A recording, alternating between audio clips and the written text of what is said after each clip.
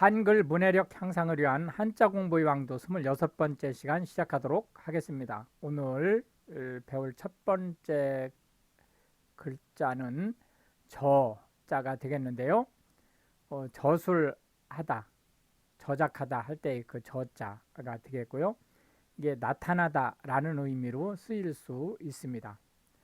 위에 초두밋을 한 다음에 밑에 이제 쓰는 것이 놈자자, 사람을 나타내는 놈자자가 되겠습니다. 놈자자는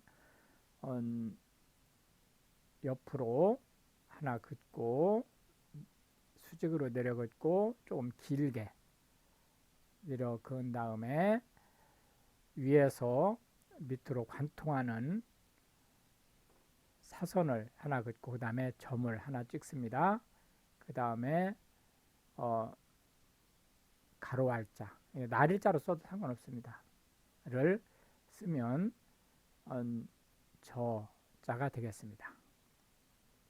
무엇인가를 짓다, 그런 의미의 저자가 되겠습니다. 이 초두밋은 당연히 이런 식으로 쓸 수 있다고 그랬죠. 예, 역시 마찬가지로 여기서도 이렇게 쓸 수 있다, 이렇게 보실 수 있겠고요. 손으로 쓸 때 이쪽 이 십자를 약간 좌측으로 좀 밀어서 써야 이쪽에서 이렇게 내려 그을 때 형평을 이룰 수 있죠. 하고 역시 이 가로 알자를 오른쪽으로 약간 치우쳐서 써줘야 균형을 맞출 수 있다, 이렇게 볼 수 있겠습니다.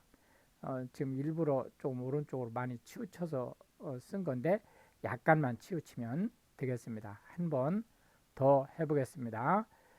이거를 세 글자짜리로 쓰면 하나, 둘, 셋, 넷, 다섯, 여섯, 일곱, 여덟, 아홉, 열, 열하나, 열둘, 총 12획이 되겠고요. 이거를 이런 식으로 쓰면 초두밋을 각각 나눠서 쓰면 14획이 되겠죠. 그럼 이제 저자가 들어가는 익히 쓰이는 단어들을 한번 보겠습니다. 저서, 그러면 지은 책이란 뜻입니다. 그 사람이 지은 책. 저작물, 그러면 원래는 이게 책을 얘기한 거죠. 근데 지금은 음악이라든지 그림이라든지 또는 영화라든지 이런 것들을 모두 포함합니다. 즉 멀티한 영상물이라든지 이런 것들을 모두 다 포함한다. 그래서 단순히 그냥 텍스트만 있는 게 아니고 각종 미디어가 포함된 것을 다 저작물에 포함시킨다, 이렇게 보시면 되겠습니다.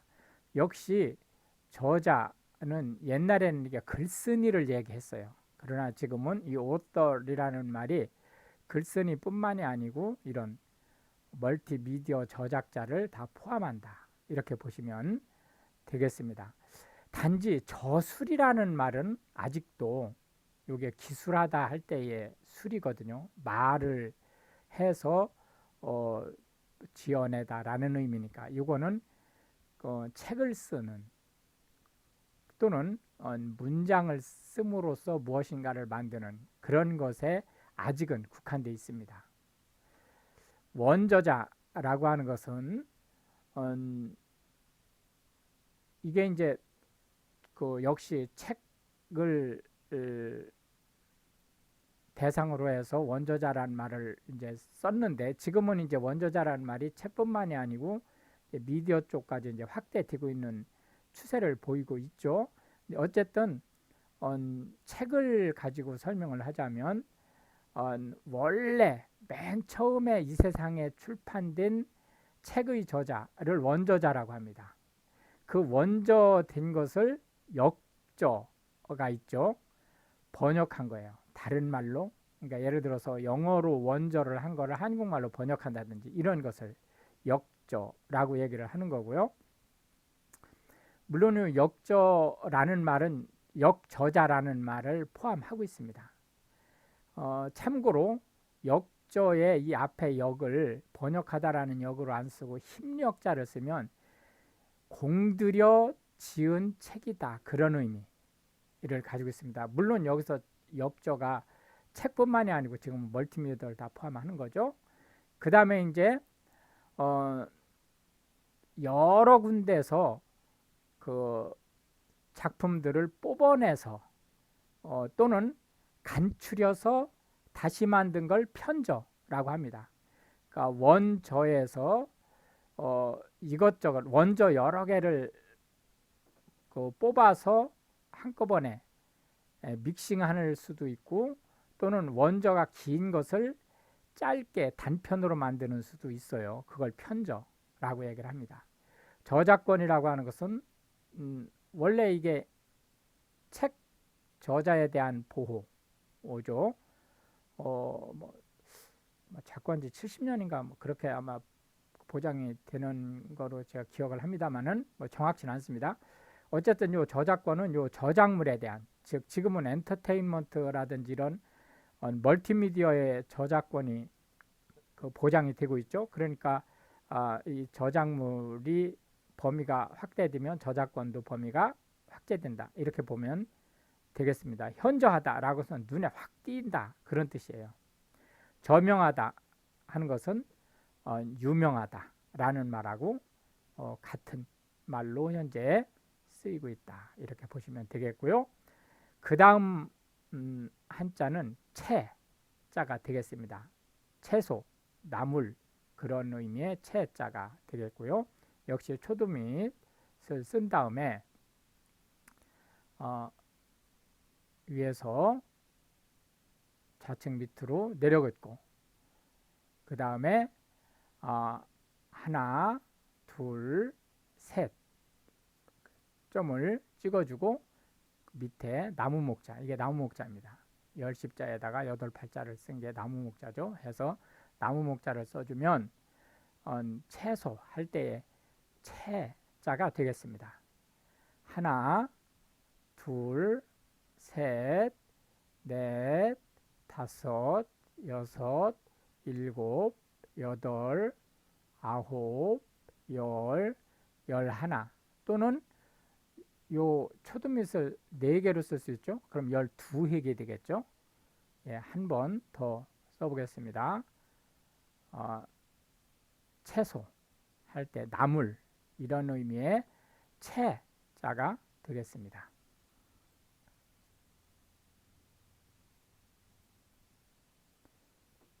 채자가 들어가는 단어들을 한번 살펴보겠습니다. 채소, 그러면 아주 날로 먹을 수 있는 수준의 부드러운 특히 녹색, 채소가 꼭 녹색만 띠는 건 아니지만 주로 녹색을 띠는 그러한 식물을 채소라고 얘기를 하고요. 채소와 야채는 같은 말입니다. 영양협회라든지 이쪽에서는 야채라는 말을 지금 안 쓰려고 하고 있어요. 그런데 야채는 우리가 언뜻 이게 일본식 표기로 착각하기가 쉬운데요. 표준어입니다. 다만 아까도 얘기했듯이 외식업 쪽이라든지 이런 쪽에서는 채소라는 말, 야채보다는 채소라는 말을 쓰려고 하니까요. 그건 참고하시면 되겠습니다. 채식이라고 하는 것은 동물성 식품을 안 먹는 걸 얘기하는 거고요. 채식주의자는 동물성 식품을 먹지 않는 사람, 오로지 식물성 식품만 먹는 사람을 얘기합니다. 물론 채식주의도 그 레벨이 나누어지죠. 크게 두 가지로. 하나는 식물성, 오로지 식물성만 먹는 사람이 있어요. 그리고 동물성 중에서도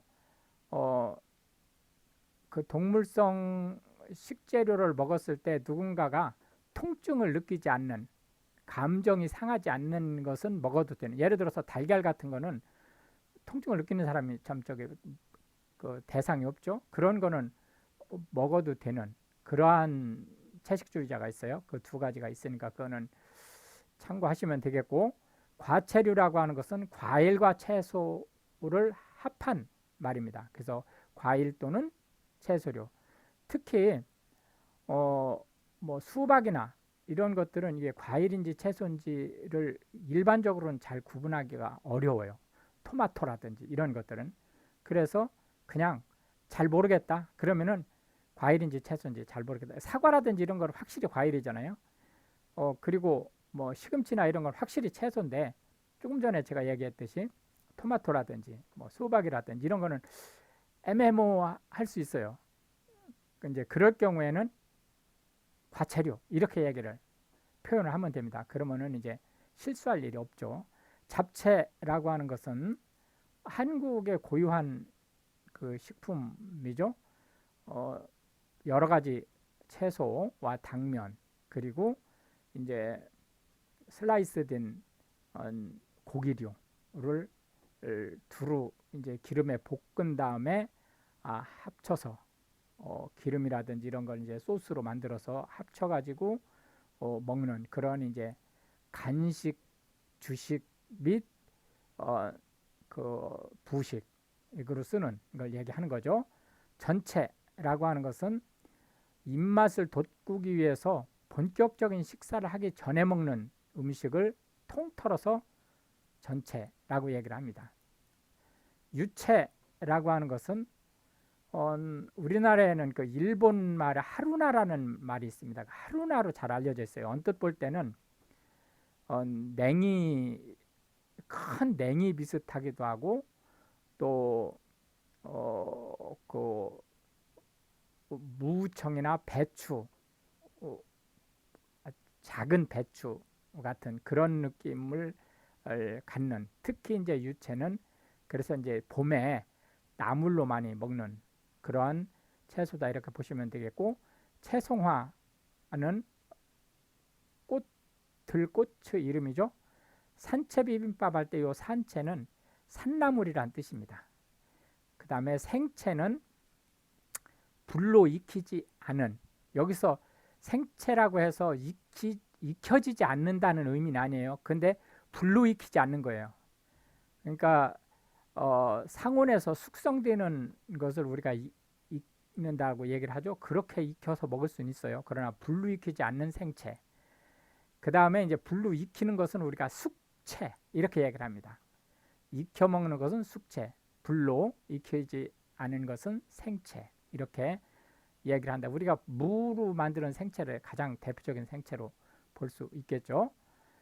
마지막 세 글자 중에서 마지막 글자는 통하다 라고 할 때의 통자가 되겠습니다. 이게 한꺼번에 아주 경사가 급격한 기역자처럼 쓰고, 그 다음에 점을 찍고요. 그 다음에 이게 이제 용자입니다. 밑에 있는 게. 그래서 한 번에 기역자를 긋고 밑비침을 올리고 두 줄을 긋고 수직으로 내려 긋고, 그 다음에 이제 이게 책 받침이에요. 책 받침을 이렇게 해주면 되겠습니다. 근데 이제 우리가 손으로 쓸 때는 이걸 연결했습니다. 이 부분을 연결해서 쓰는 걸 한번 보겠습니다. 하나, 둘, 셋, 넷, 다섯, 여섯, 일곱, 여덟, 아홉, 원래는 이제 열 이렇게 가야죠. 여기서 이렇게 꺾어서 이렇게 써주게 되겠습니다. 그러면은 통하다 라는 의미의 통자가 되겠습니다. 한 번 더 써보겠습니다. 둘, 셋, 넷, 다섯, 여섯, 일곱, 여덟, 아홉, 열 이렇게 되겠습니다. 통자도 대단히 많이 사용되는 단어입니다. 그렇기 때문에 이제 흔히 쓰는 것 것들 몇 가지만 살펴보겠습니다. 통행, 왔다 갔다 한다는 뜻이에요. 통관은, 통행과 통관은 거의 같은 의미로 쓰지만 통관은 특정 지점을 거쳐서 통행하는 것을 통과라고 합니다. 예를 들어서 교문을 통과해서 학교에 들어가죠. 이런 뜻이죠. 통과의례라고 하는 것은 생애주기 중에서 특별한 어떤 주기를 거치는 의식을 통과의례라고 얘기합니다. 예를 들어서 100일이 되는 날 백설기를 만든다든지, 또는 돌이 되는 날 잔치를 벌인다든지, 또는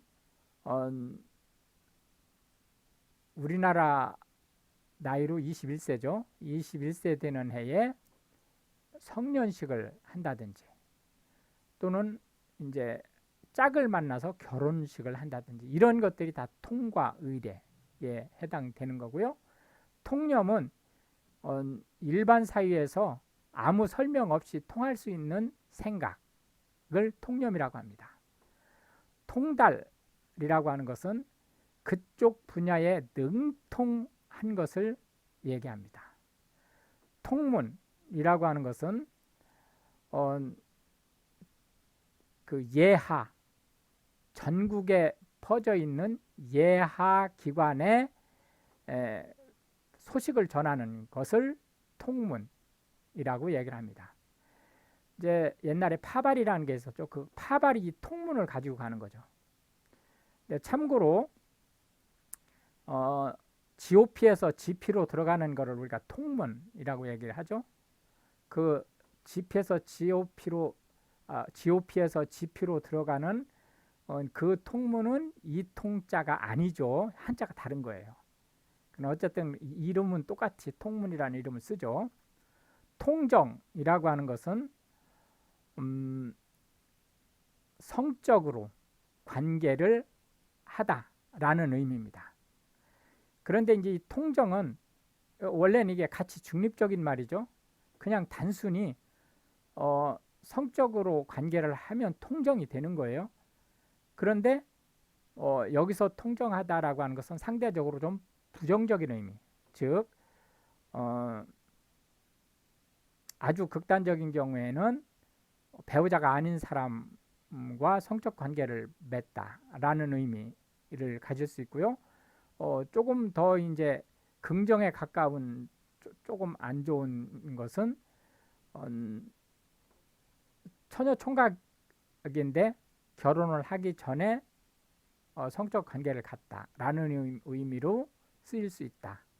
정통하다라고 하는 것은 이게 바를 정자가 아니고 자세하다라는 의미의 정자예요. 그러니까 아주 그쪽에 이렇게 통달하는 것은 기술적으로 잘 알고 있는 거고요. 여기 정통하다라고 하는 것은 개념적으로 또는 인포메이션 입장에서 아주 잘 알고 있는 거예요. 그런 의미로 통달하다와 정통하다는 의미는 같습니다. 그러나 이제 대상이 다른 거죠. 그래서